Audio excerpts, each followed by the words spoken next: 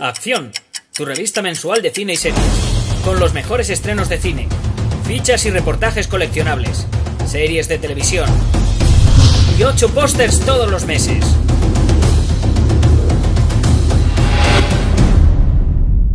Búscala en tu kiosco.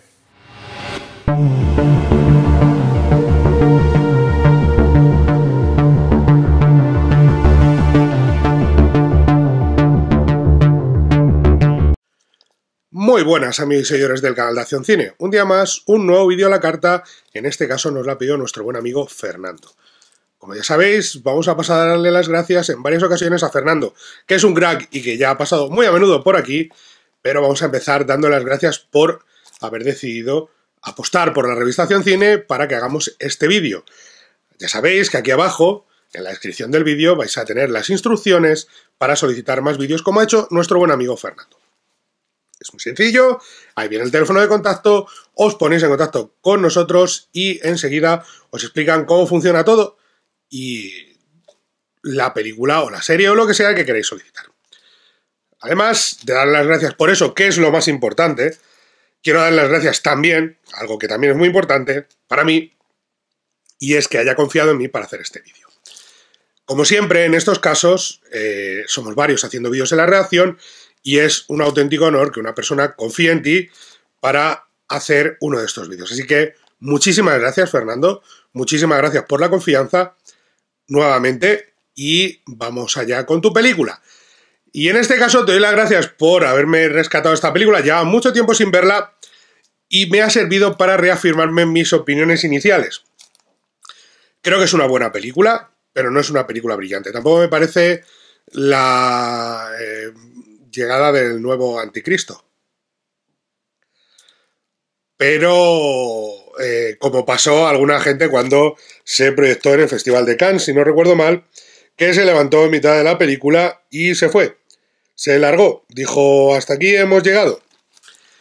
Y luego abucheó y demás, los que se quedaron. Hubo mucha gente que abucheó la película y entiendo en cierta medida por qué. También entiendo que es una película de su director, muy de su director, y que puede provocar rechazo si no eres muy seguidor de su director. Pero sí es verdad que no es de las, para mí, obras maestras de este hombre, ni de sus mejores películas, y tiene muchos defectos, a mi modo de ver, tanto en lo formal como en el fondo. Aunque, dicho lo cual, es una película abierta a muchísimas interpretaciones.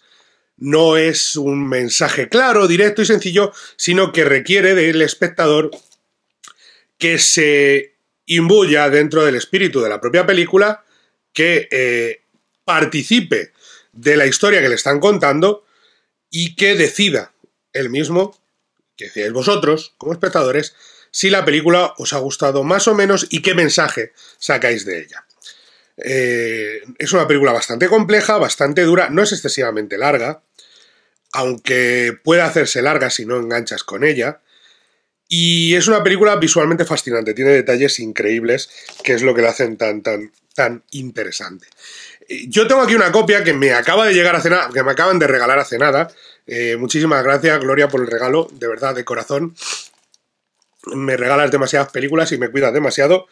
Pero aparte del regalo, la película está en Filmin y yo no la he abierto todavía porque el regalo me llegó posteriormente, pero tengo que decir que la película la tenéis en Filmin, que es muy fácil verla, la ponéis en Filmin por si no la habéis visto y no hay ningún problema. O sea que no es complicado conseguir, pero sí tengo aquí una copia de Anticristo.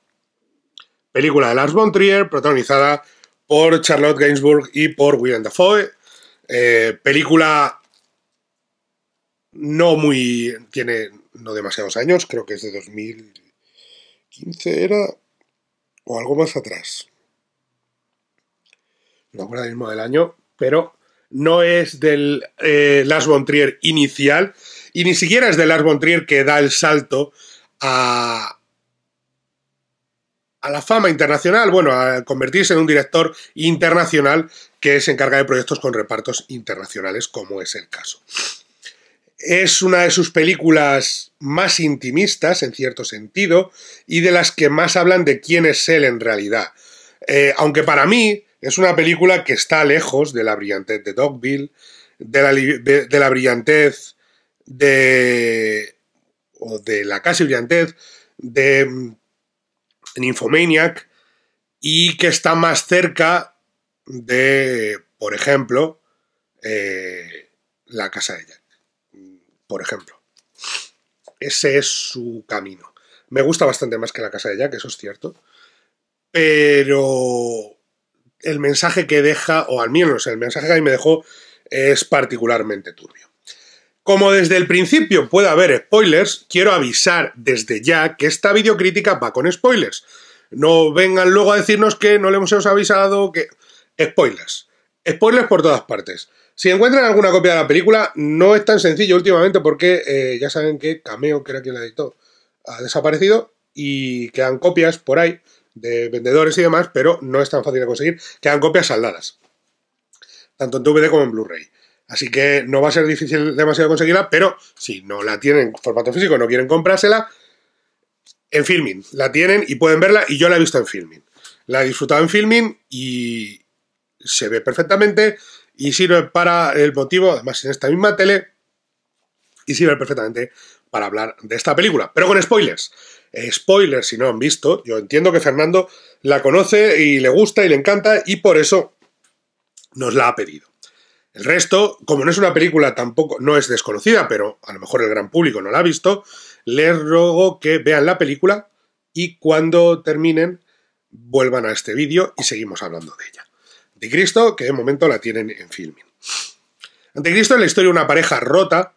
Hay muchas teorías al respecto, luego hablaremos de algunas, porque algunas son muy cucu, pero algunas encajan.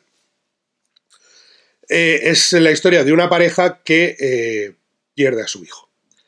El niño muere los 3 primeros minutos de película, o 4 o 5. Cae por el balcón, se cae por la ventana y se mata. Mientras la pareja hace el amor. Y es uno de los detalles que vamos a mencionar. La película es sexualmente muy, muy, muy gráfica. Muy gráfica en el sentido de pornográfica. O sea, se ve el sexo completamente. No se insinúa. Se ve perfecta y grafiquísimamente, y en una pantalla gigante se ve perfectamente todo lo que está pasando. Hay penetración y se ve la penetración. Lo cual no tiene nada de malo, en principio, si tuviera algún sentido. Pero es que no aporta nada a la película. Más allá de... Me pasa con algunas escenas y con algunas películas como Amor y cosas así. Me parece esa sensación de decir, ¿por qué este señor en este momento determinado decide hacer esto? En Clímax, por ejemplo, con distintos directores, son momentos en los que dices, no aporta nada, y más al inicio. Es una escena muy pasional, a cámara lenta, blanco y negro, todo muy bonito, ultra alta definición, se ven las gotas, una pareja haciendo el amor y la pareja, especialmente la pareja, llegando al orgasmo en el momento que su hijo muere. Y es el gran arranque de la película, el niño muere por la ventana, pero hay que fijarse en varios detalles de ese niño.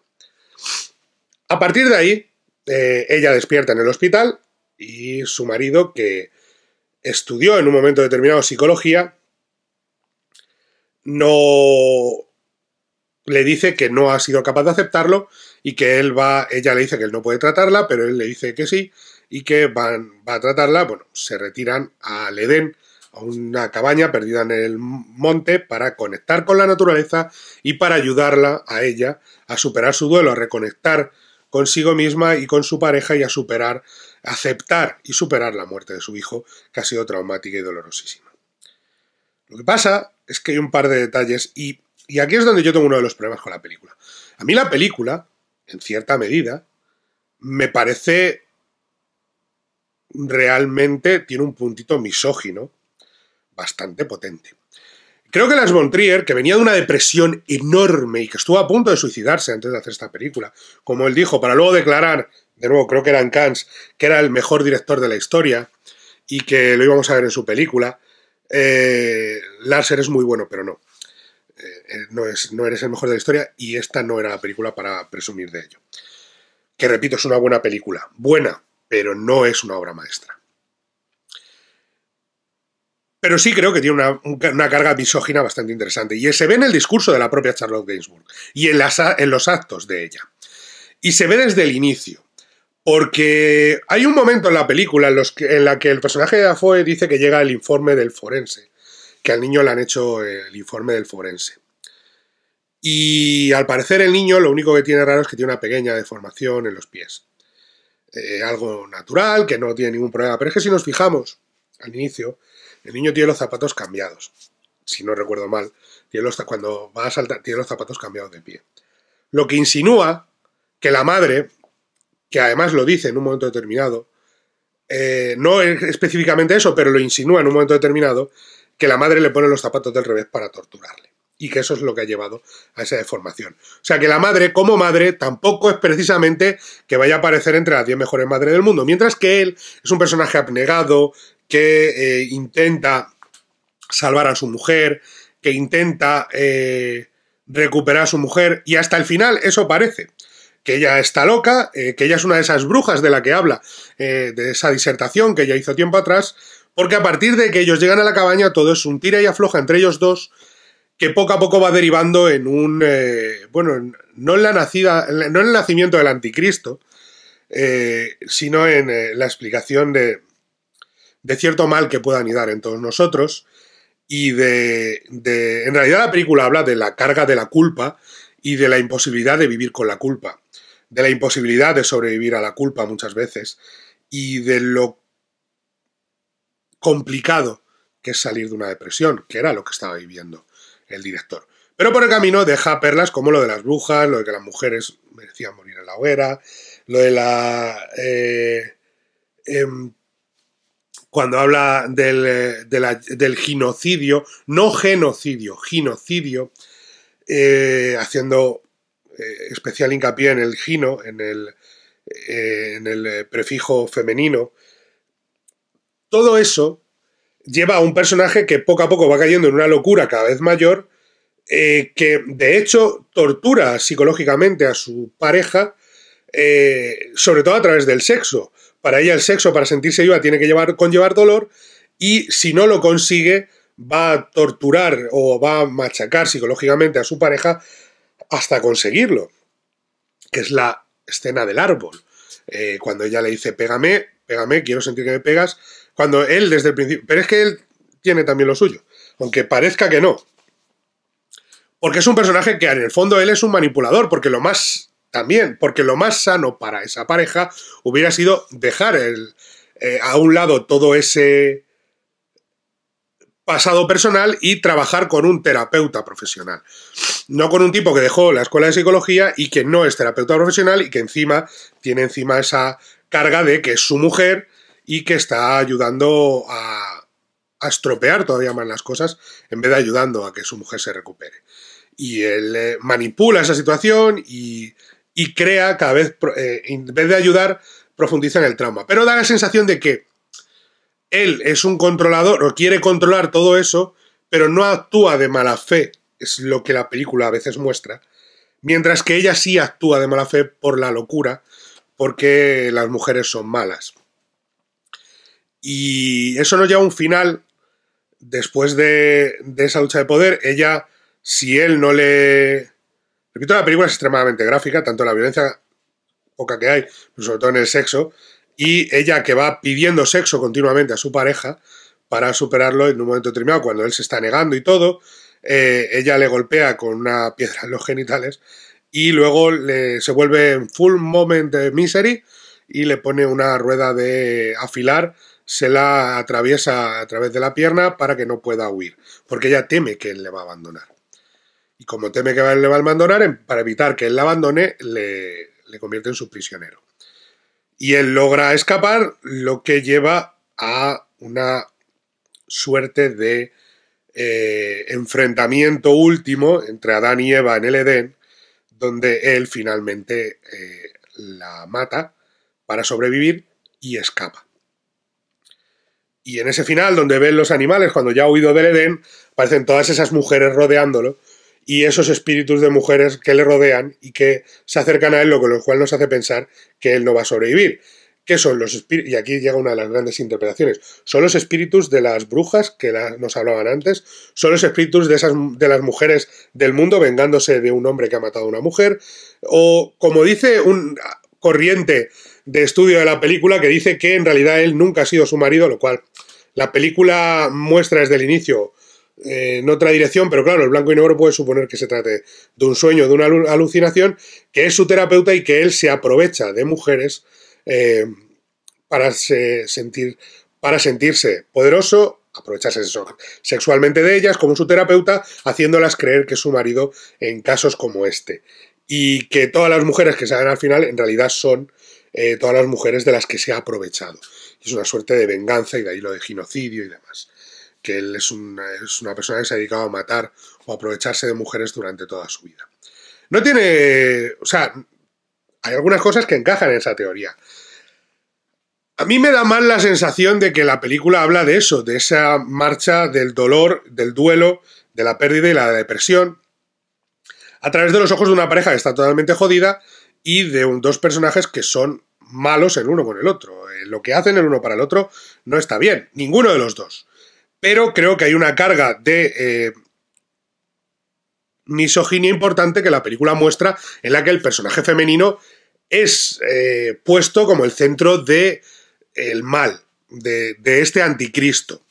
De hecho, no sabemos incluso, porque ellos se llaman él y ella, como Adán y Eva, en principio no tienen nombre estos dos personajes, y no sabemos si su hijo era el anticristo. Y por eso tenía que morir, porque ella creía que era el anticristo.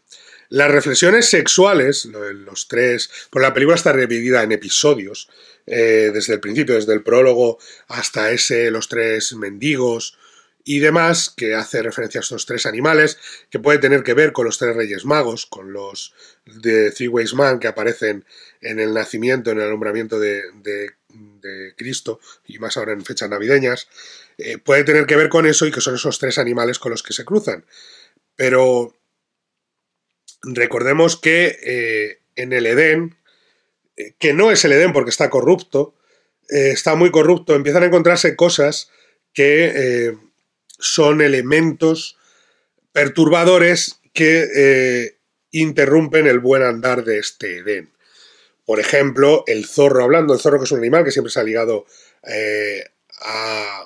al mal o incluso al demonio, un animal que es conocido por su astucia, por su habilidad para el engaño, etcétera, etcétera, en mitología y demás. Aquí es el que pronuncia las famosas palabras de reina el caos, que definen la película. Porque en realidad no hay salvación al orden que él intenta imponer, que el personaje de Willem Dafoe intenta imponer, no hay un orden establecido, no hay una forma de establecer orden, todo es caos. Y es cierto que en el mundo en el que vivimos todo es caos. La entropía es lo que nos dice, que todo tiende al caos. Y además el caos no puede ser retirado. Si una taza se cae y se rompe, eso se añade al nivel de entropía y no puedes, por mucho que tú recuperes la taza, compres una nueva o la arregles, el nivel de entropía no va a bajar. No hay forma de revertir el caos.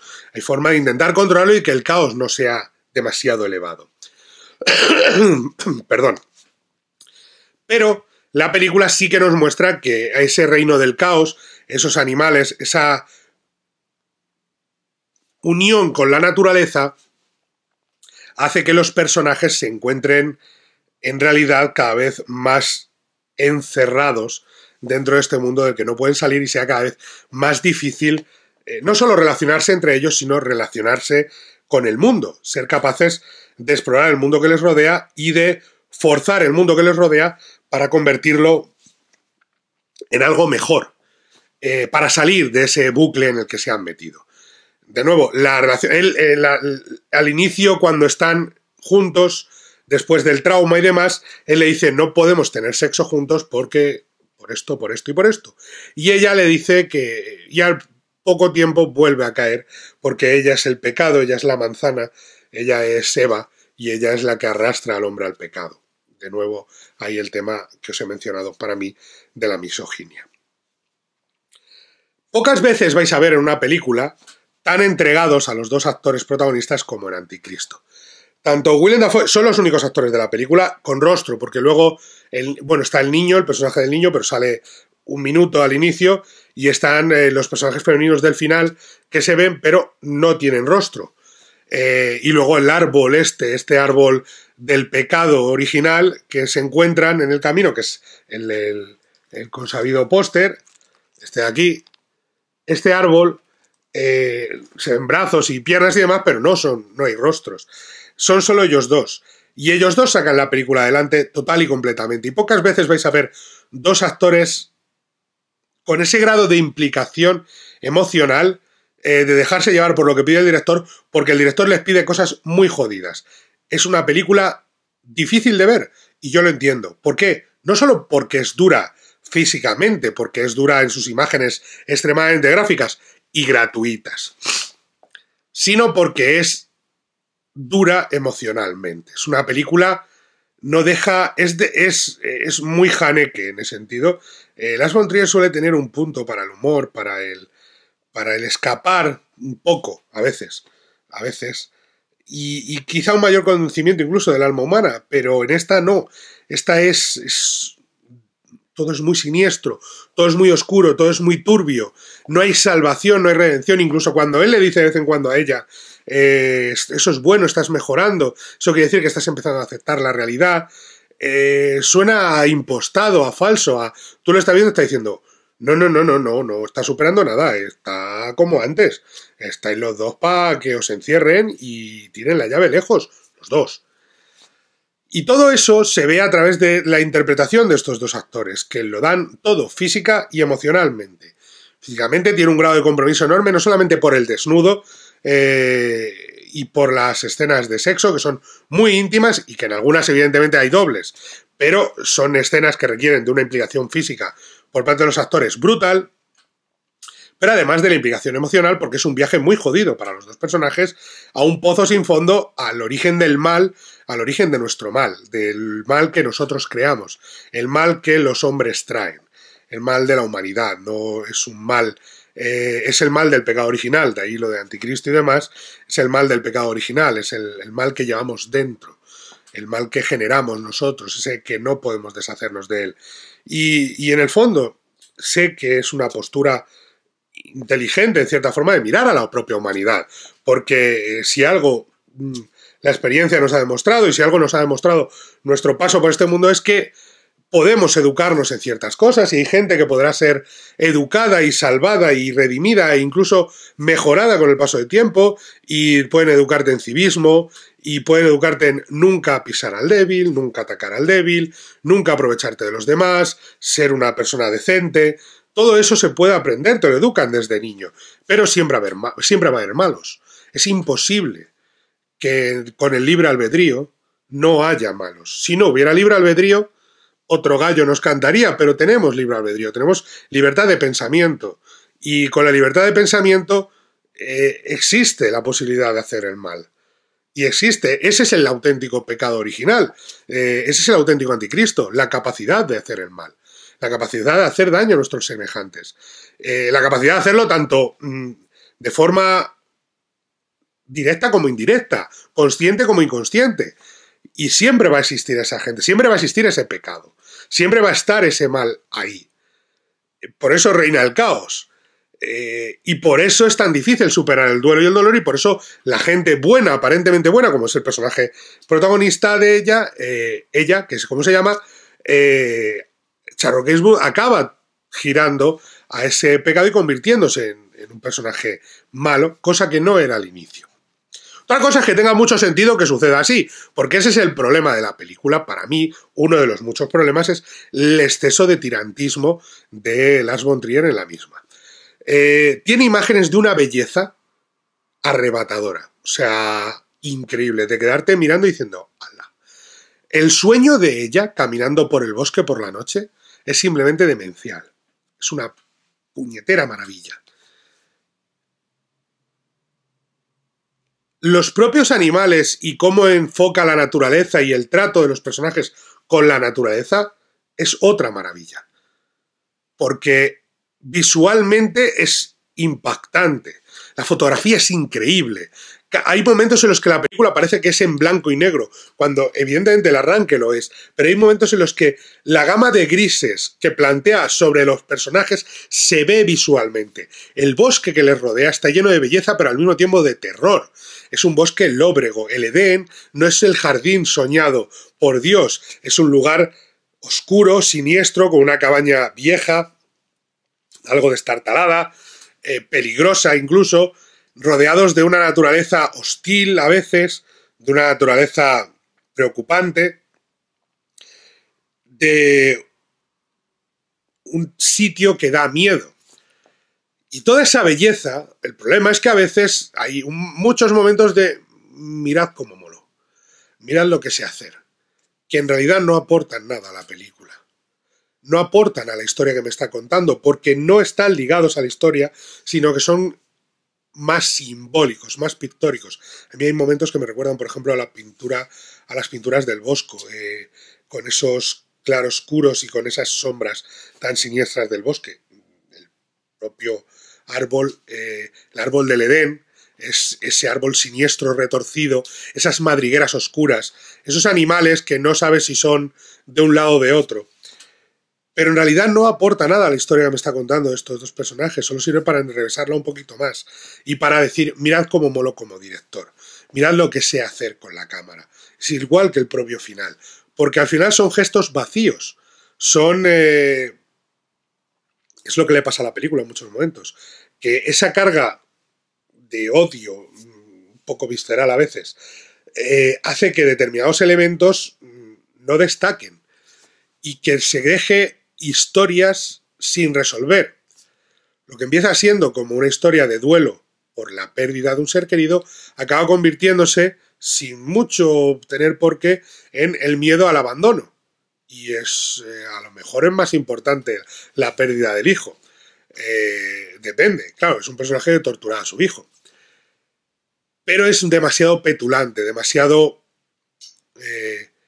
no es postureo, es pretenciosa. Es una película muy pretenciosa. Muy de mirad lo que sé y vosotros no sobre el ser humano, vengo a pontificar.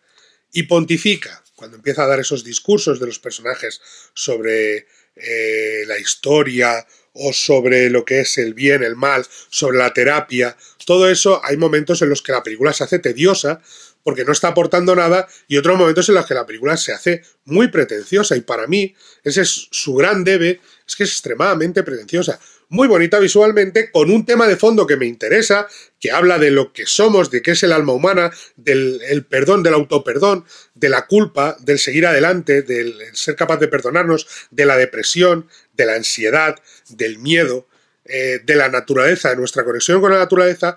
Pero llega un momento en el que dices, estás siendo prepotente y estás siendo pretencioso. Vaya, por ejemplo, la escena del zorro o la forma de tratar el sexo. No aporta absolutamente nada. ¿Realmente tiene alguna importancia? Plantéalo de la forma más fría, por favor. Que se vea la penetración completa, como si fuera una película porno, al inicio de la película a cámara lenta, mientras el niño se tira al vacío. No se suicida, se cae, resbala y se cae. Por cierto, eso es importante también. Pero realmente tiene, porque es un descuido de los padres, no es un acto voluntario del niño. ¿Realmente eso tiene importancia? Porque yo entiendo que el orgasmo tiene importancia. El eros y el tánatos, la muerte y el placer y el sexo, ligados en un mismo momento. El momento en el que los padres están teniendo un orgasmo, el niño está muriendo. Eso lo entiendo. El plano de la penetración de ella subida a horcajadas de él y de verse gráficamente no me aporta nada. No es de lo que me estás hablando. No tiene nada que ver, no importa. ¿Qué necesidad hay de eso? Que es algo que ni siquiera en Nymphomaniac está tratado del mismo modo. Y en Nymphomaniac todo gira en torno del sexo. Y por cierto, en Nymphomaniac con mucho sentido del humor también. Muy oscura, muy siniestra, pero con humor. Y aquí no aporta eso, no va por ese camino. Con lo cual me sobra totalmente. Es un acto de pretenciosidad para mí, para el espectador. Para vosotros como espectadores, a mí me sonaba eso. Tío, ¿en serio? Y lo hace varias veces. Lo hace Sin embargo, por ejemplo, el acto de violencia de ella, de ponerle la piedra, sí es necesario, porque está poniéndole grilletes.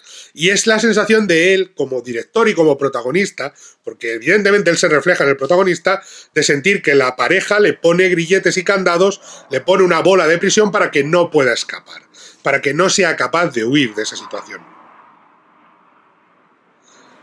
Cazas por la tarde. Por Dios.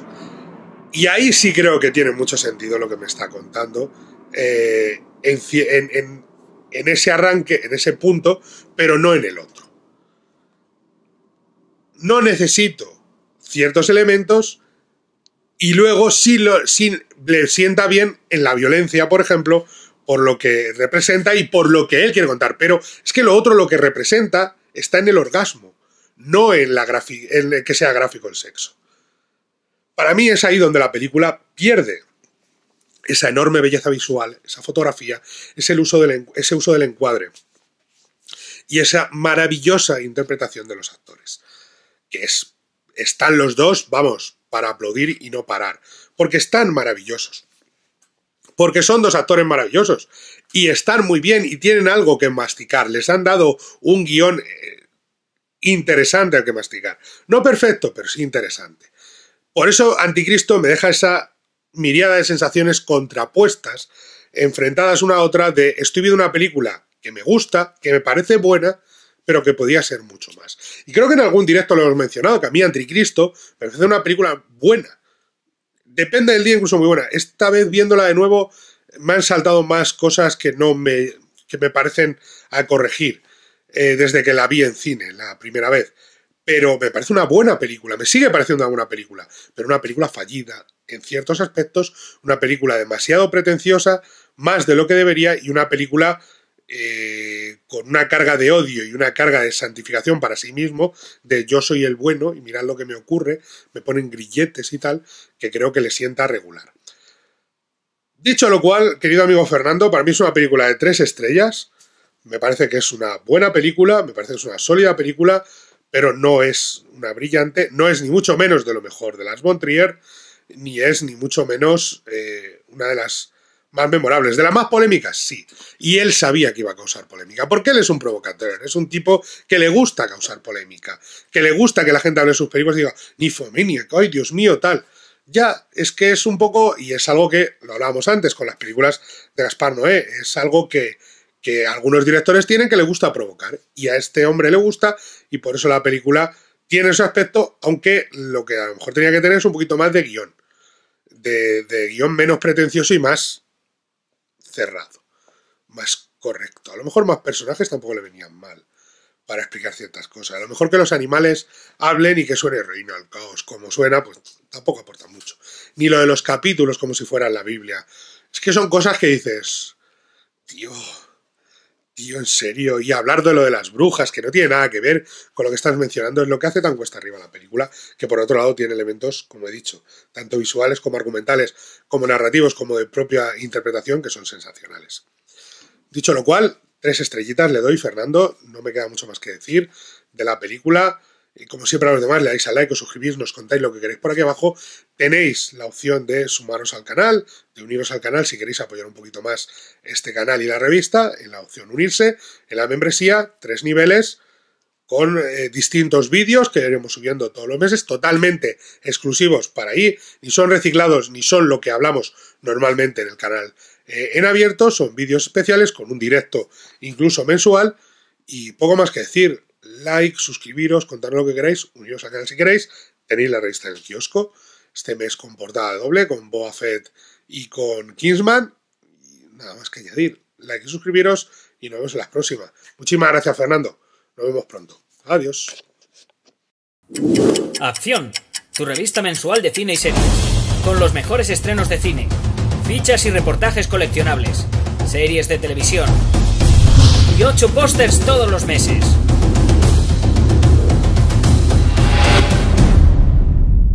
Búscala en tu kiosco.